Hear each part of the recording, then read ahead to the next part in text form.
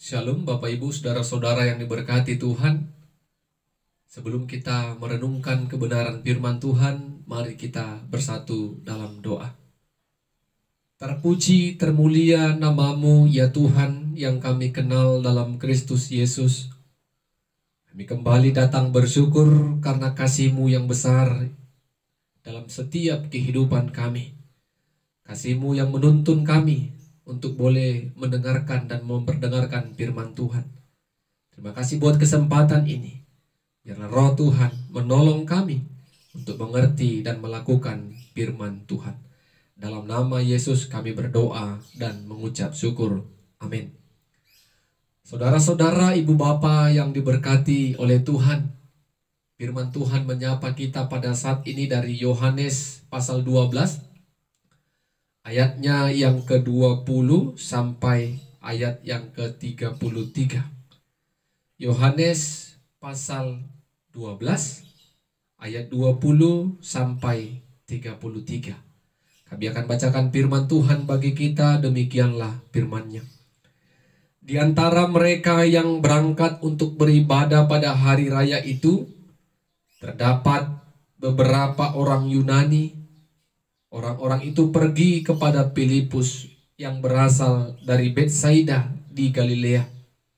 Lalu berkata kepadanya, "Tuan, kami ingin bertemu dengan Yesus." Filipus pergi memberitahukannya kepada Andreas. Andreas dan Filipus menyampaikannya pula kepada Yesus. Tetapi Yesus menjawab mereka, katanya, "Telah tiba saatnya Anak Manusia dimuliakan. Aku berkata kepadamu, sesungguhnya jikalau biji gandum tidak jatuh ke dalam tanah dan mati, ia tetap satu biji saja. Tetapi jika ia mati, ia akan menghasilkan banyak buah. Barang siapa mencintai nyawanya, ia akan kehilangan nyawanya. Tetapi barang siapa tidak mencintai nyawanya di dunia ini, ia akan memeliharanya untuk hidup yang kekal. Barang siapa melayani aku, ia harus mengikuti aku di mana aku berada. Di situ pun pelayanku akan berada. Barang siapa melayani aku, akan dihormati Bapa. Sekarang jiwaku terharu. Dan apakah yang akan kukatakan? Bapa, selamatkanlah aku dari saat ini. Tidak, sebab untuk itulah aku datang ke dalam saat ini. Bapa, muliakanlah namamu. Maka terdengarlah suara dari sorga. Aku telah memuliakannya, dan aku akan memuliakannya lagi. Orang banyak yang berdiri di situ dan mendengarkannya berkata bahwa itu bunyi guntur. Ada pula yang berkata seorang malaikat telah berbicara dengan dia.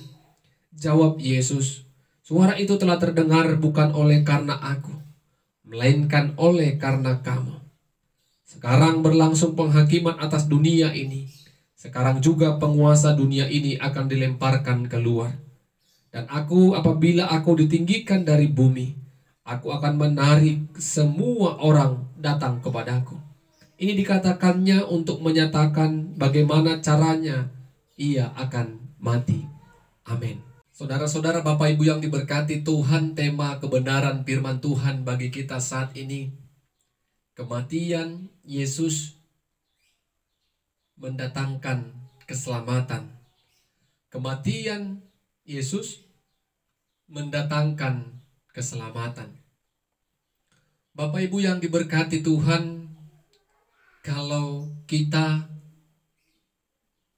sering membaca dan mendengarkan firman Tuhan, beberapa kali Yesus menyerukan kepada murid-murid agar murid-murid jangan memberitahukan kepada orang banyak tentang siapa dirinya dan apa yang akan terjadi dalam dirinya.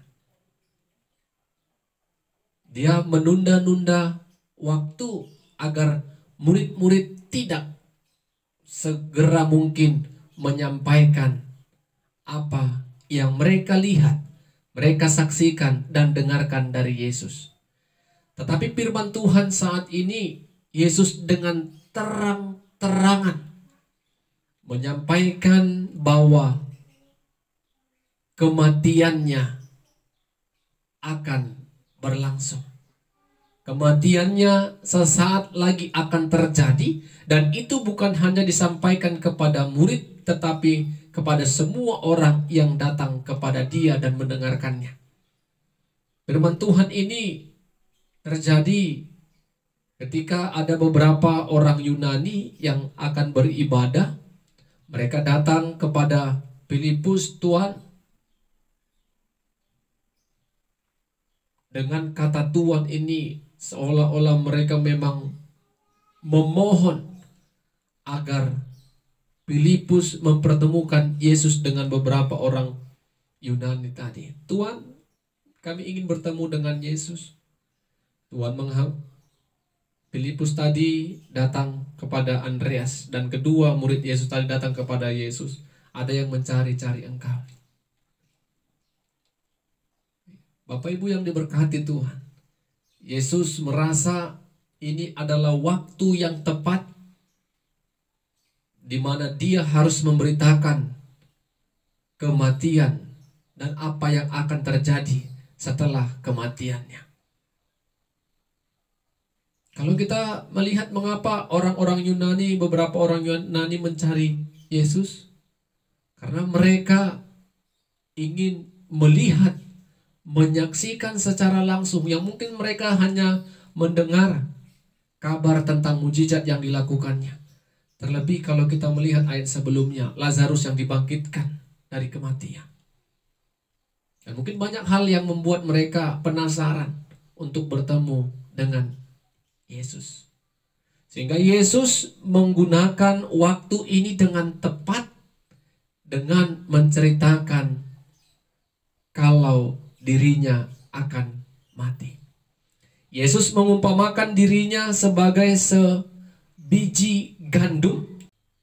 Ketika biji gandum tidak jatuh ke tanah dan mati, maka biji gandum itu akan tetap satu. Tetapi ketika biji gandum itu jatuh ke tanah dan mati, dan akan menghasilkan banyak buah. Itu berarti Yesus mau katakan dirinya harus mengalami yang namanya kematian. Dan kematian itu harus dilaluinya melalui penderitaan di kayu salib. Dikala dia mati, di sanalah keselamatan dapat diperoleh oleh umat manusia yang berdosa. Bapak Ibu yang diberkati oleh Tuhan, apakah Yesus tidak bergumul tentang penderitaan dan kematiannya ini? Dia benar-benar bergumul.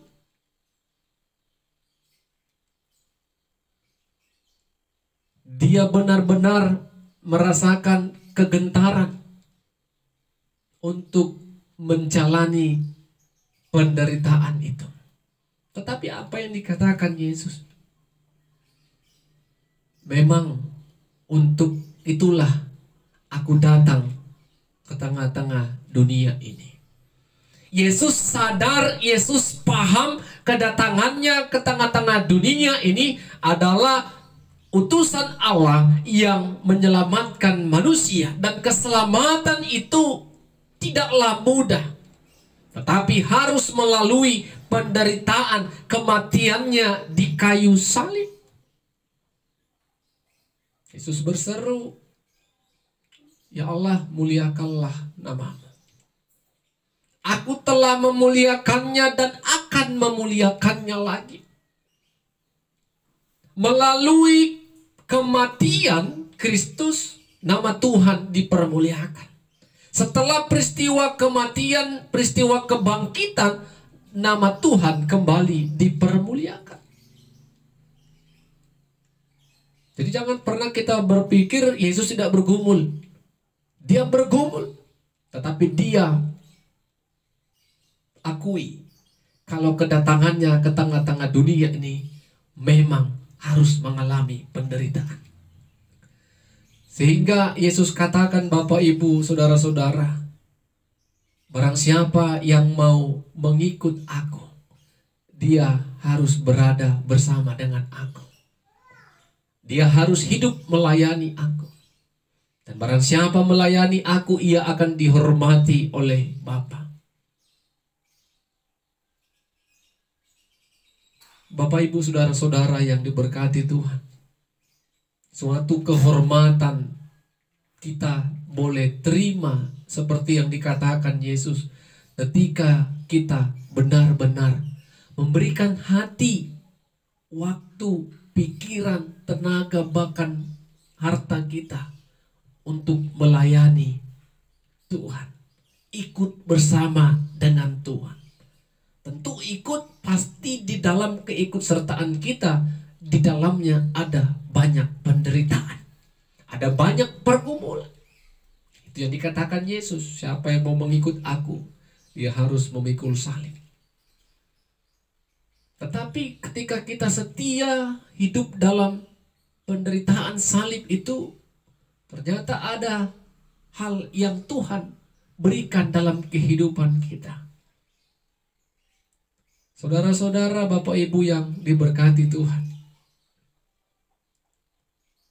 peristiwa kematian dan kebangkitan Yesus adalah peristiwa yang membuat hidup saya, hidup Bapak, Ibu, saudara-saudara merasakan keselamatan yang dari Tuhan. Penderitaan Yesus yang harus mati di kayu salib itu mendatangkan keselamatan, menghasilkan buah. Buahnya apa? Kita tidak lagi tunduk dan takluk oleh dosa. Dosa tidak lagi berkuasa atas kita, tetapi Allah telah memenangkan kita melawan dosa melalui kematian Kristus Yesus. Saudara-saudara, Bapak, Ibu yang diberkati Tuhan, apa yang mau kita renungkan dari firman Tuhan pada saat ini? Yang pertama, tidak akan ada yang namanya kesenangan itu dialami oleh manusia tanpa mengalami penderitaan terlebih dahulu. Orang yang senang, orang yang sukses, kalau kita boleh tanya, kalau kita boleh perhatikan dan selidiki, di masa-masa lalunya pasti dia mengalami kesusahan dan penderitaan. Tetapi penderitaan itu adalah menjadi penyemangat bagi hidupnya untuk meraih keberhasilan. Kalau kita contohkan bagaimana orang tua bahagia bisa menyaksikan melihat anaknya selesai menyelesaikan studi S1-nya dan telah diwisuda, betapa bahagianya dia. Tetapi kebahagiaannya itu apakah murahan? Tidak. 4 tahun, 5 tahun dia berjuang, berdoa kepada Tuhan, menyerahkan kepada Tuhan, berjerih lelah, bercucuran keringat untuk mendapatkan uang demi menyekolahkan anak itu. Tetapi ketika penderitaan itu dia lewati, maka kebahagiaan dia akan rasakan.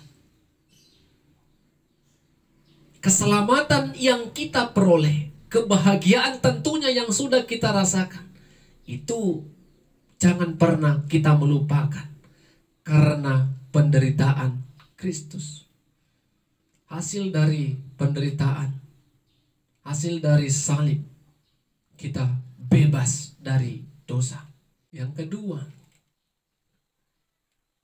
ketika Tuhan katakan, barang siapa yang mau mengikut aku, ia harus bersama dengan aku.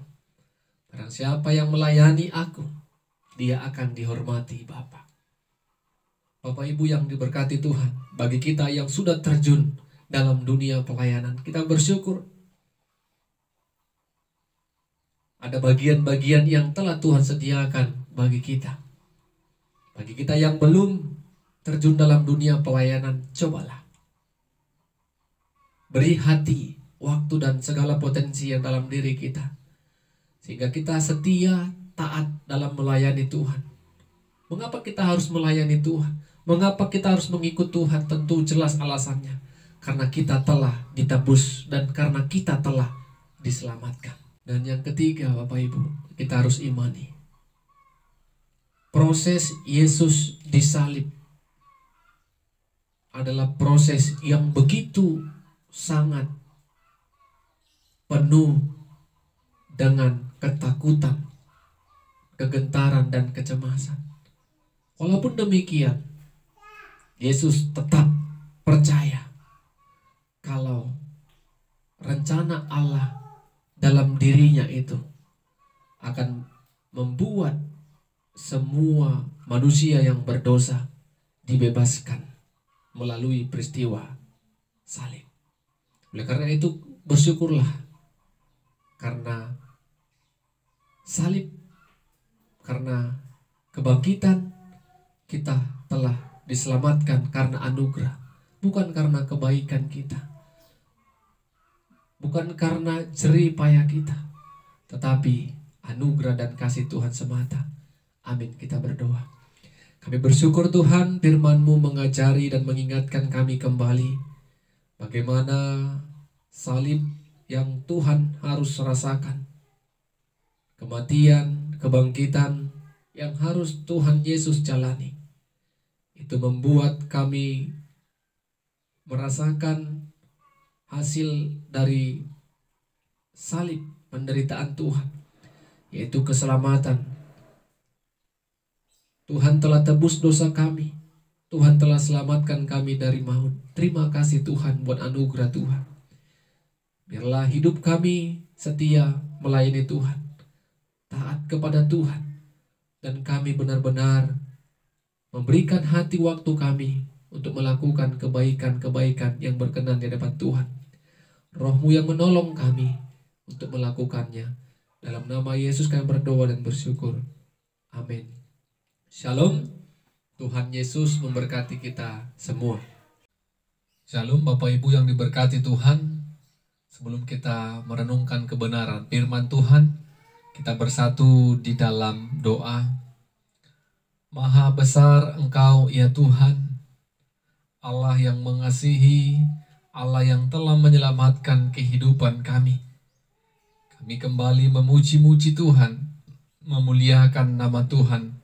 Sampai pada saat ini kami percaya akan kemuliaan dan keagungan Tuhan. Kami mau belajar dari kebenaran firman-Mu ya Tuhan. Biarlah hati dan pikiran kami diberkati Tuhan. Roh-Mu yang kudus menolong kami, agar kami boleh mengerti arti kebenaran firman-Mu. Dalam nama Yesus kami berdoa dan bersyukur. Amin. Bapak Ibu saudara-saudara yang dikasihi dan diberkati Tuhan, firman Tuhan yang menyapa kita pada saat ini dari Yeremia pasal 31 ayat 35 sampai 37. Yeremia pasal 31 ayat 35 sampai 37. Kami akan bacakan firman Tuhan bagi kita. Demikianlah firman-Nya. Beginilah firman Tuhan yang memberi matahari untuk menerangi siang, yang menetapkan bulan dan bintang-bintang untuk menerangi malam, yang mengharu biru laut sehingga gelombang-gelombangnya ribut. Tuhan semesta alam namanya. Sesungguhnya seperti ketetapan-ketetapan ini tidak akan beralih dari hadapanku, demikianlah firman Tuhan. Demikianlah keturunan Israel juga tidak akan berhenti menjadi bangsa di hadapanku untuk sepanjang waktu. Beginilah firman Tuhan. Sesungguhnya seperti langit di atas tidak teratur, tidak terukur, dan dasar-dasar bumi di bawah tidak terselidiki.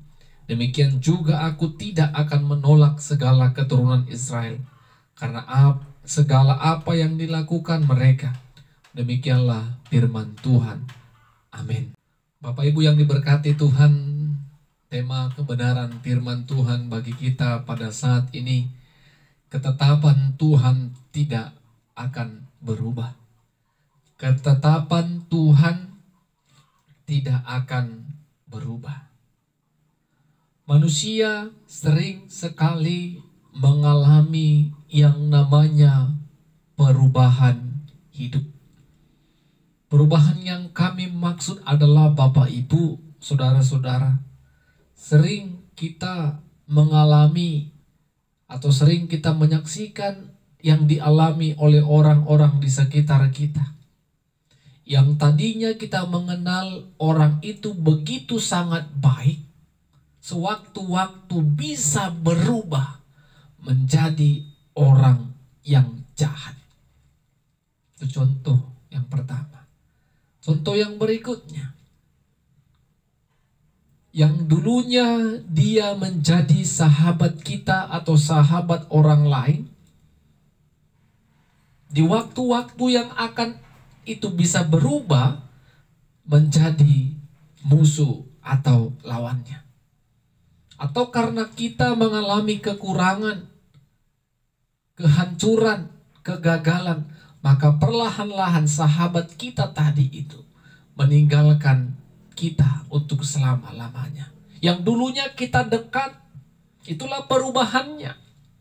Yang baik jadi jahat, yang sahabat jadi musuh, lawan, atau kita ditinggalkan oleh mereka. Sangat berbeda dengan Tuhan Allah. Allah yang kita percayai adalah Allah yang kekal, tetap selama-lamanya. Apanya yang tetap Bapak Ibu? Apanya yang kekal? Tentu kita imani kasihnya kekal, kasihnya tetap dan tidak akan berubah bagi setiap orang yang menaruh harapan kepada Dia.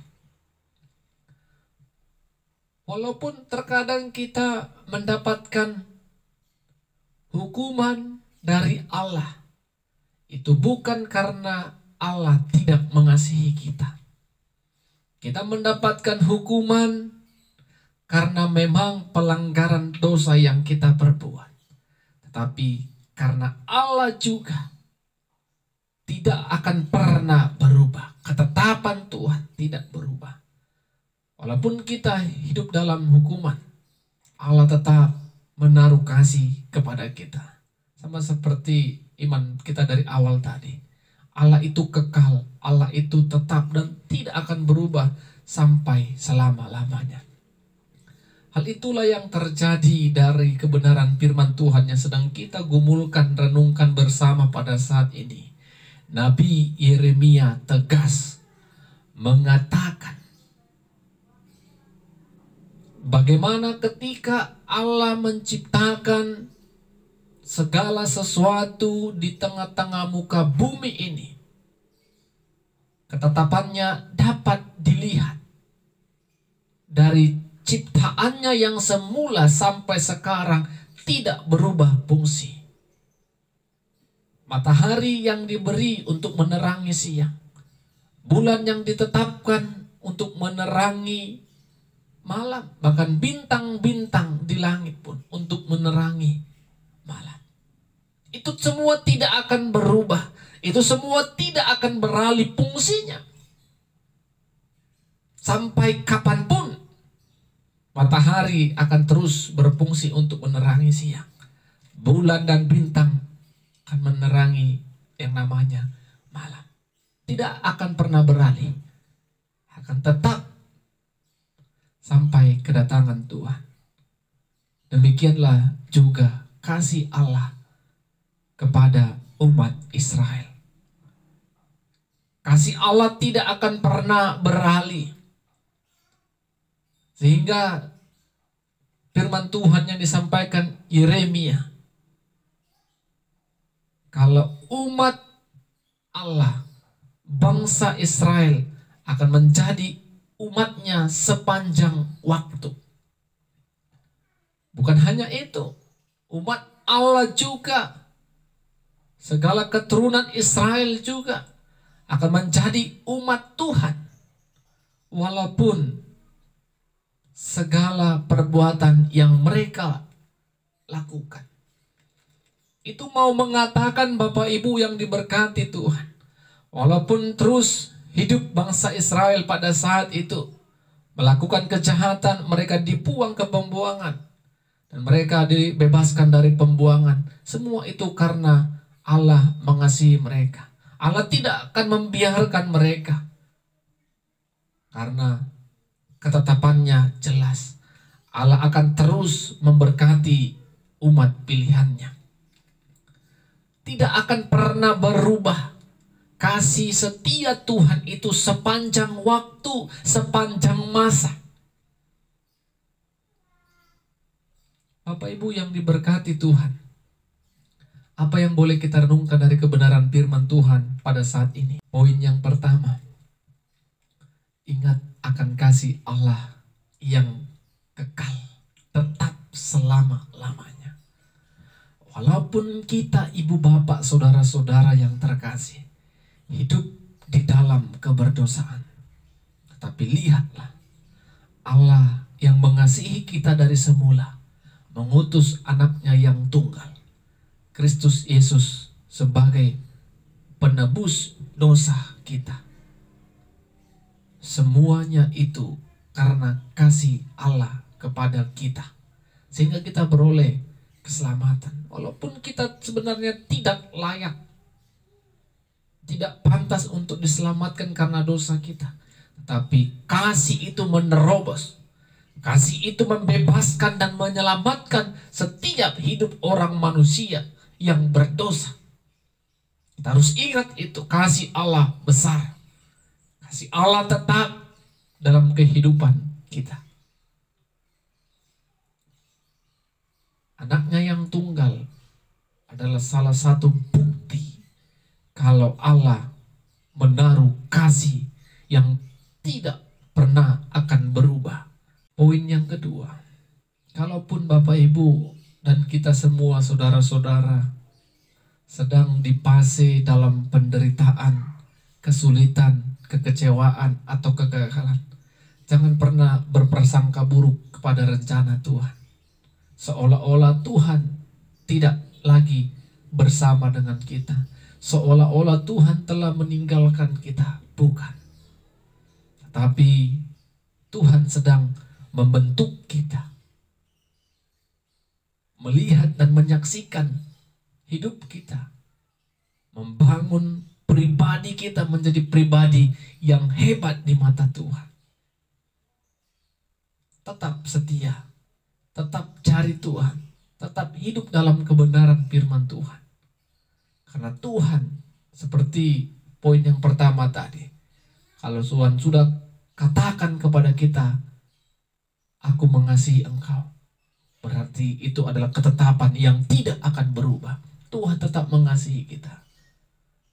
Ketika kita terus berharap pada kasih setianya, berharap pada kebaikan dan kemurahan Tuhan, apapun situasi yang sedang kita alami, jangan pernah tinggalkan Tuhan. Jangan pernah salahkan Tuhan. Tetap lakukan, kerjakan apa yang menjadi pekerjaan kita yang Tuhan inginkan dalam kehidupan kita. Jadikanlah Tuhan menjadi sahabat sejati kita. Karena Tuhan yang tidak akan pernah meninggalkan kita. Karena Tuhan tidak akan pernah mengecewakan kita. Ketika kita punya teman, boleh berteman. Tapi lihat apakah teman ini menuntun kita, membawa kita kepada Tuhan, membawa kita kepada keselamatan.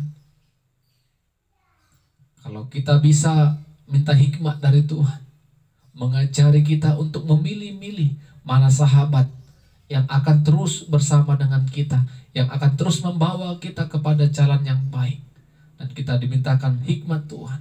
Perlahan-lahan kita boleh membeda-bedakan mana sahabat yang harus tetap kita jadikan sahabat yang akan terus bersama dengan kita, memuliakan, melayani Tuhan. Tapi lihatlah, ada terkadang sahabat yang akan terus menjatuhkan kita, menjerumuskan kita, tak kalah akan terus menjadikan kita lawan dan kita akan ditinggalkan olehnya.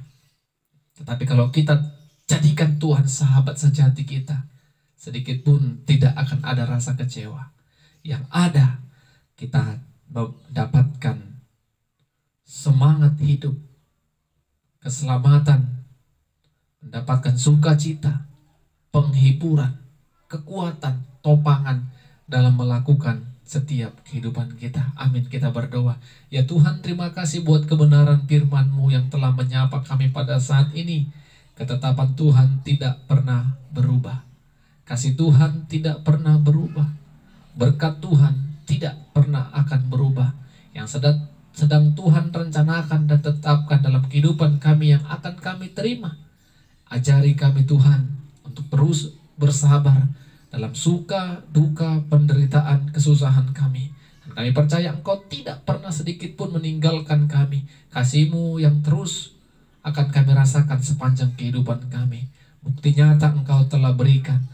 Yesus sebagai anak Allah yang tunggal telah Tuhan karuniakan bagi kami untuk sebagai jalan penebusan dosa, sehingga semua kami orang-orang percaya telah diselamatkan dalam Yesus. Dalam nama Yesus kami berdoa dan bersyukur. Amin. Shalom.